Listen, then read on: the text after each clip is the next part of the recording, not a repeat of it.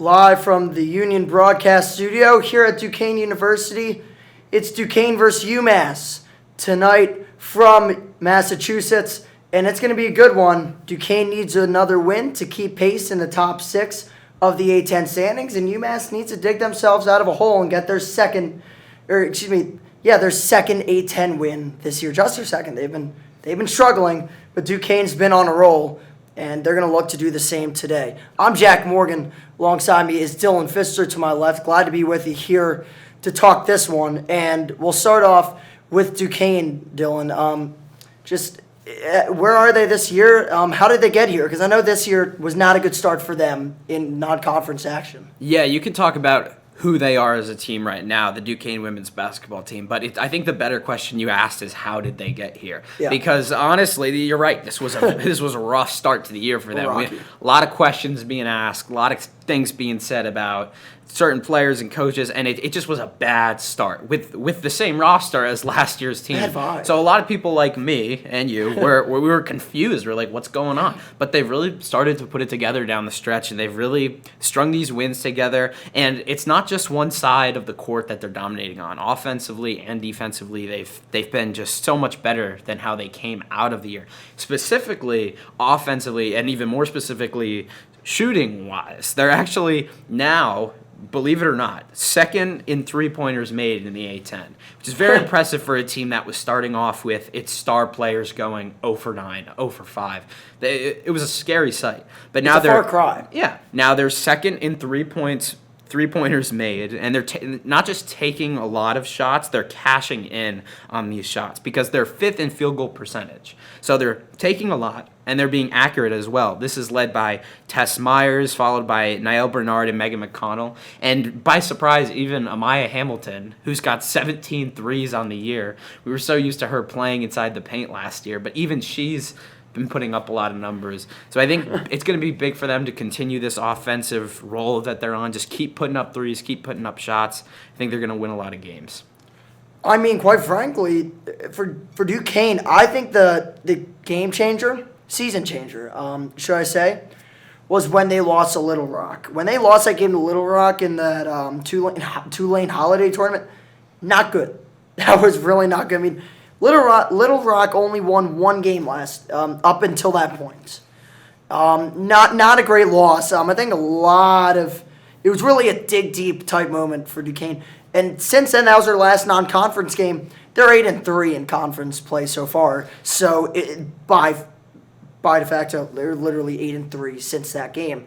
They played some tough teams. I mean, they beat Richmond, who was undefeated heading into that game, and they took them down. And they find themselves in that top 6 conversation in the A10 standings. It's really interesting to see how this team is changing. I think Dan Burtz, he said for really all of the non-conference schedule, even after a win, and really the beginning of conference schedule too, we're not where we want to be at yet. He's not satisfied. And honestly, I think that's what makes a good coach. The guy's going to push you. And Dan Burtz has done that for a while now for Duquesne. Just picked up his 200th win along the way this season. I mean, what sticks out to you about Dan Burtz and how this team looks as, opposed to starting the season to where they are right now? It's a big change. Yeah, and I think it starts with the head coach. Yeah, you mentioned what it takes to be a good head coach, and a big part of that is not just the fundamentals of the game and not just, being an old-timer and having the knowledge and the history in your life of the sport, but also just being diligent. And it's those small things. It really can be those small things that'll turn a team around. Like, for example, Duquesne's rebounding has gotten a lot better in this back half of the season. It really is those technical things and making them sound that I think has gotten Duquesne above the hump, because we know what we had with this team. We saw them last year, and we just weren't seeing that talent being put on display this season, whereas all of a sudden now we are. This past month and a half or so, they've really gotten it together with those technical difficulties. I mentioned the rebounding. They're now first in defensive rebounds in the A10, and I think that rebounding is definitely, I think it's going to be the key for this game. And before all this, I think that they're gonna dominate UMass. That's how I believe, and we'll get into that. But it's gonna be key for them to get those rebounds as well. Like I said, first in defensive rebounds in the A10, and then they're 12th in offensive rebounds. But it's important to note at the same time that UMass is 15th in defensive rebounds in the A10, dead last. So while we've struggled offensively, while the Dukes have struggled offensively to rebound, I think UMass might help them out. I don't think it's going to be as hard today. And it's the things like the rebound and the passing, getting back on defense, putting that effort in. It's the small things that make the coaching here at Duquesne so special, and I think it was a big part in turning the season around. And for Duquesne, I mean, they average overall, team-wise, they average 68 points a game. And UMass averages 59, but they are, on average, allowing their opponents to put up 73 points per game. So when you do the math, that's a 14.3 point scoring margin, and that's not good. That's not good to have it in the negatives. It's not where you want to be. And for UMass, so we'll focus towards them. We'll shift towards them. When you're going through a season like this where you're kind of in a lull, I mean, they're 3-20. I mean, that's got to qualify as a lull if I've ever heard of one. But how do you refocus? Because they've got to refocus here. The season's not lost. The A10 tournament, conference tournaments are there for a reason. Half of it is chaos. I mean, you see this every year. There's one team that ends up making a surprise run through the tournament. Why could that be UMass? I'm going to go on a little UMass rant here, Jack. That's a great question. What do they need to do? But let's look at the rough season that they've had, because it has not been easy. 9 losses in a row for the Minute Women. Haven't won since they beat Dayton January 2nd. And they rank dead last or bottom 3 in the following categories: scoring, 3-pointers made, 3-point percentage, offensive and defensive rebounds, opponent field goal percentage, and points scored against them. They are bad on both sides of the court this year. There's a lot to fix. However, there are some bright sides. They ranked 9th in the turnover margin and 8th in steals. So as far as the season goes, it might be a little late for them to turn this one around. But if we want to talk about how they can beat the Dukes, it's going to be capitalizing on those turnovers and catching the Dukes on their heels. They want to play hard, quick, and play to their strength, which is those steals and those turnovers. So if they can create something like that and get the Dukes, a little discombobulated, I think that they can win this game. You talk about UMass, and they've had a tough start this year. Last year, you got to remember, they were 27-7. They were 14-2 in conference. They lost a couple of key players.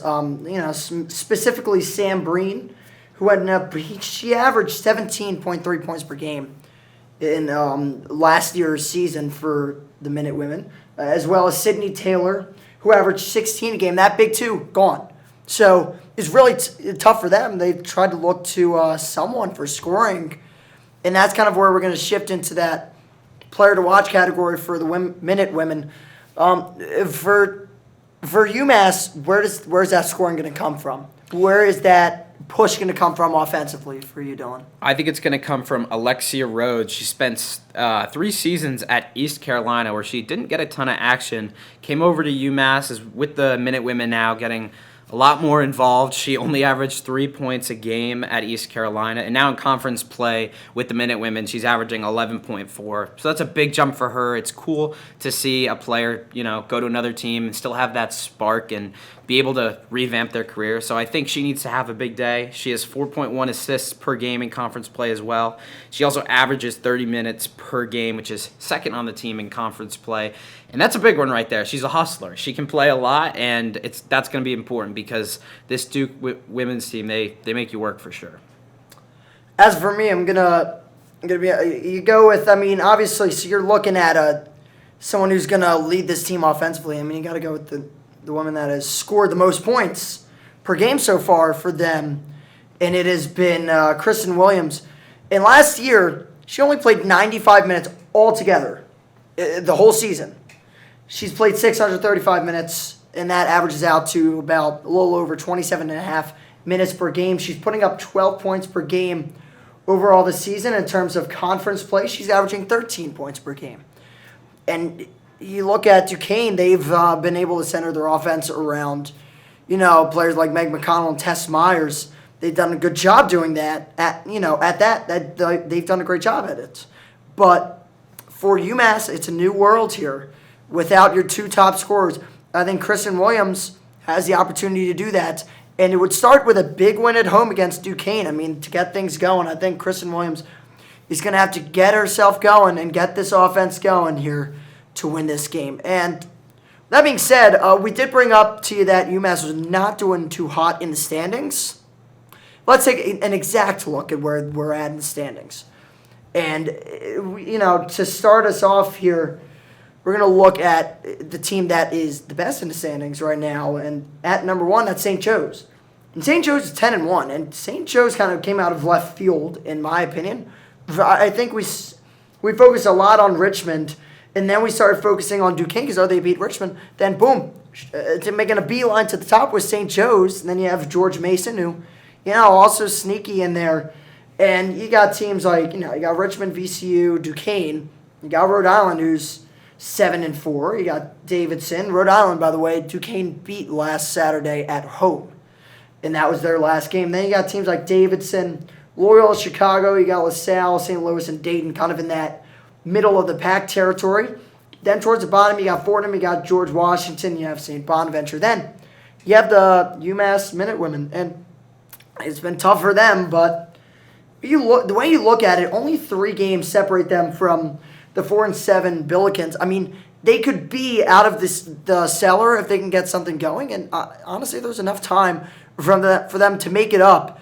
Kind of going a little bit of a tear here.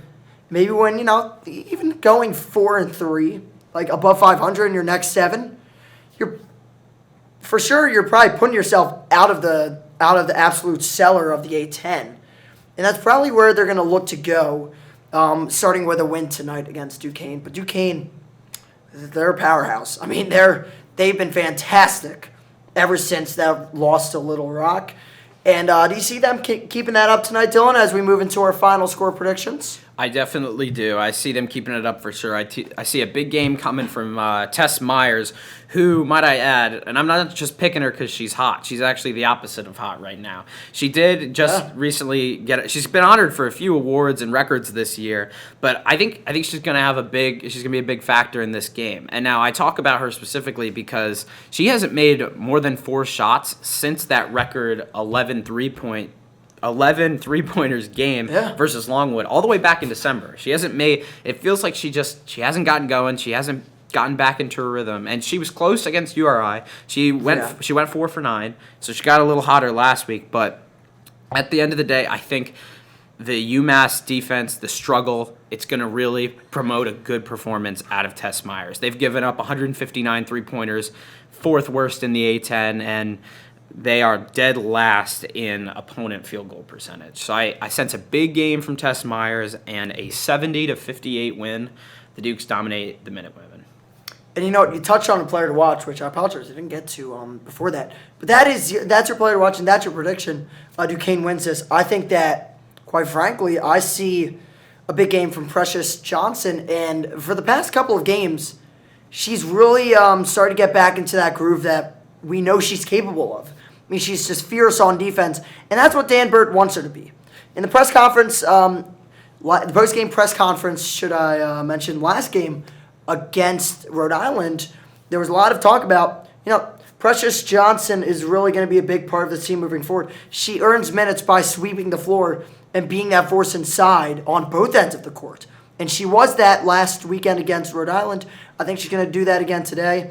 And it's a girl that Dan Burt has a lot of high praise for, and I think she's going to get another opportunity off of last game to get more minutes in this game, and I think she'll succeed in those minutes. I think she'll be a big part of this Duquesne win today against a team that, quite frankly, hasn't been too good defensively in any regard in this conference. So I see Precious Johnson having a big game today, and I see a Duquesne win, and I honestly think they win by 20. I think they win 82-62. I just don't think. I mean, UMass defense hasn't been good enough this year. Simply put, and it's a tough challenge to go up against a team like Duquesne, even at home. That's a tough offensive team to play, and I think they're going to struggle there. So that's where I think this game heads. I think Duquesne wins this one, and that will do it for Duquesne Sports pregame show. I'm Jack Morgan. This game is at 6 o'clock, actually, at the Mullins Center in UMass. We hope you enjoy the game. For Jack Morgan, Dylan Fisser, we're saying so long from the Union Broadcast Studio at Duquesne University.